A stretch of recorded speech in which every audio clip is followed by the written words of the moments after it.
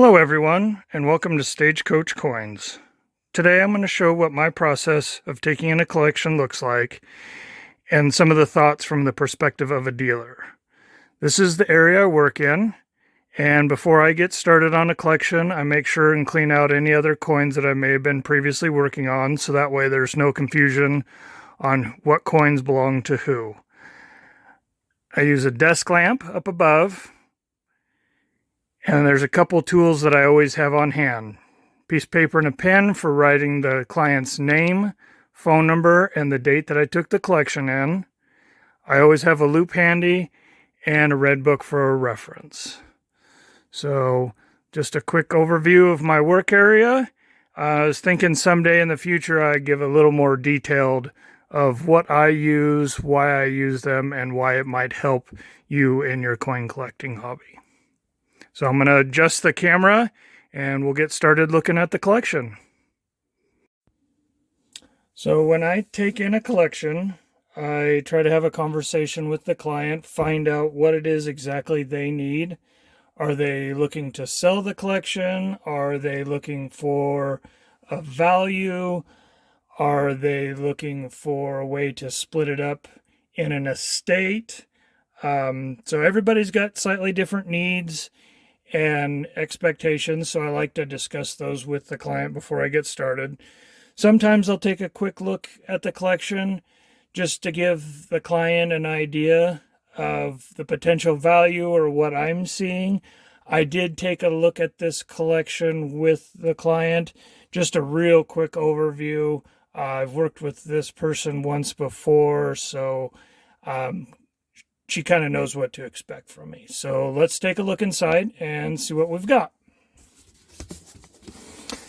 A lot of people, when they give me collections, will ask, do you want me to sort it by type or denomination? And I tell them, if you want to, you can, but you really don't have to do that.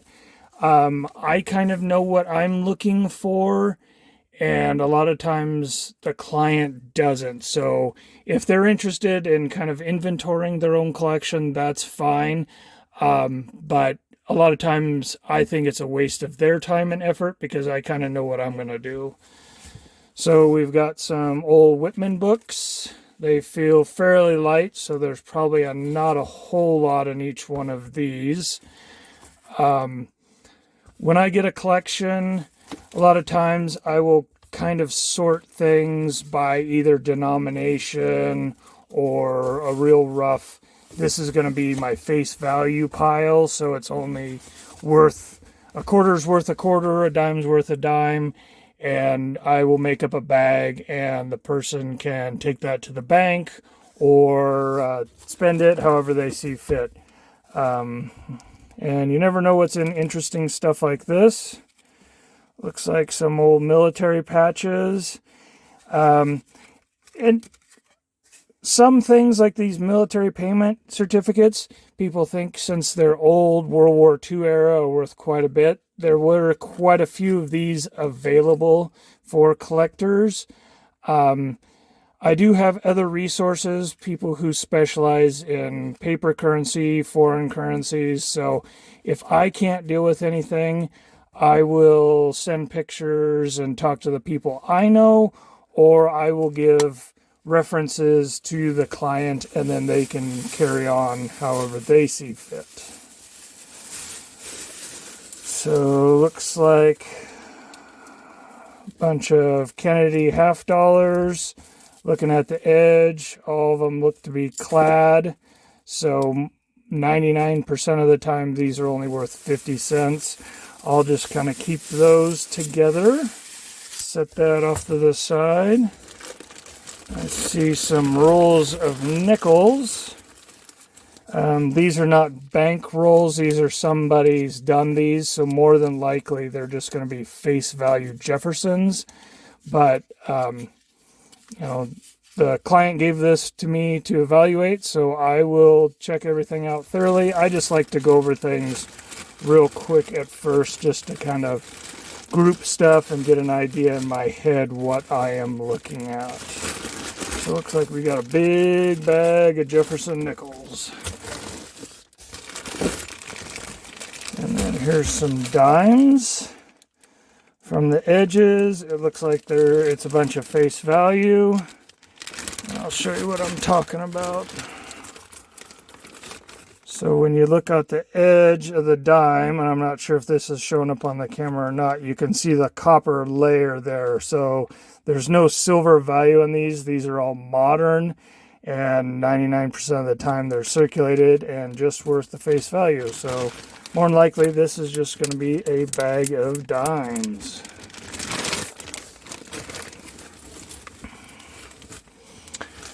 Looks like a bag of quarters. Got some more personal wrap rolls.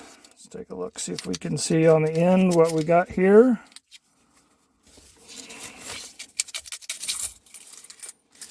Yep, they're all modern, appear to be clad, so simply going to be worth 25 cents a piece. And what I'll do is I will make a write-up at the end for the client saying, you know, this bag that I've labeled face value, I recommend just taking that to the bank. You want to take it to a bank that's not going to charge you to process that. And so here is some 40% Kennedy halves. So those have 40% silver in them, so they're definitely worth more than just face value. Let's set those off to the side. What do we got in this bag?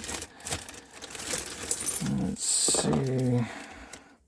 1970 10 franc from France.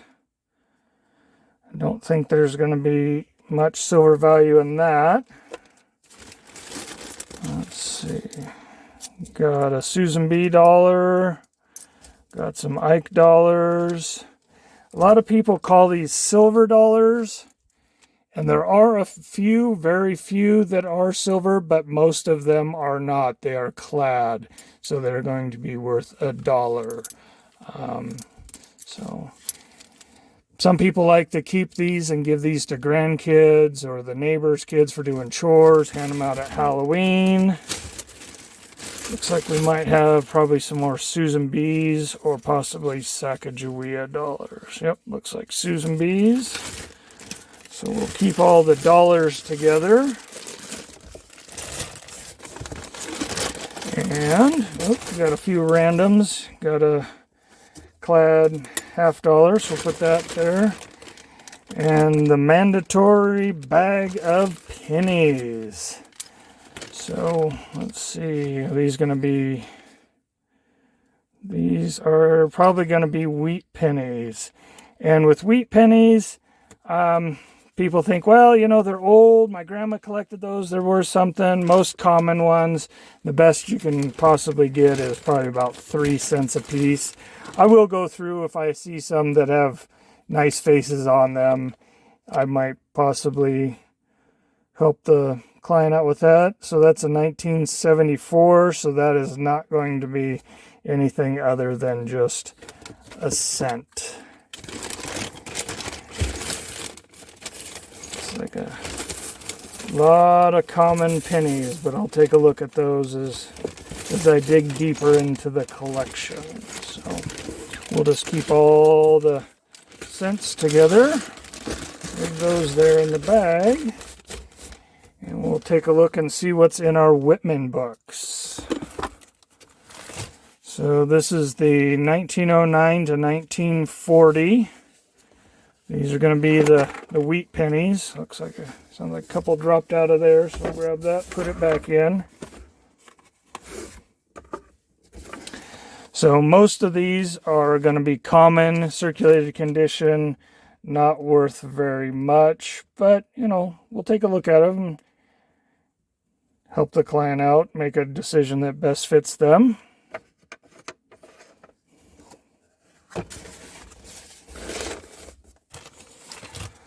Liberty Standing $50. Now these are going to be 90%. So each one is going to have 90% silver in it. The book feels pretty light. There might be one in there. Yep. So very worn condition.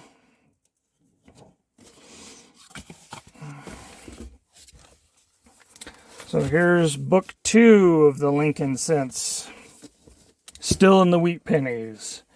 And it goes up to 1959 is the first year of the memorial cent. So another book that's not going to have a whole lot of monetary value, but it might have some sentimental value. So Morgan quarters. So let's see if we feels pretty light. I don't feel anything like anything's going to be in there. Nope.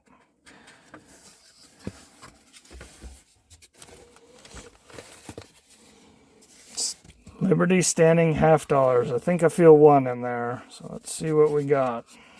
Oh, got 2. Okay. Yep, another worn condition, but these are also 90% silver, same design as we had earlier. So we'll those definitely still have value. Buffalo nickels, maybe 1 or 2 in the book. There's a dateless one, another one. Few later editions. So take a look at those. Canadian coin type collection. It feels like there's a couple things, a couple old Elizabeth II cents, George VI, 20-cent piece, dime, nickel, and a 1953 $50. There's probably some silver in that one. So there's some little bit of value here. I'll do a little research on that. So that is kind of an introduction to how I start evaluating a collection. So tomorrow I'll start digging a little deeper and we'll have part 2.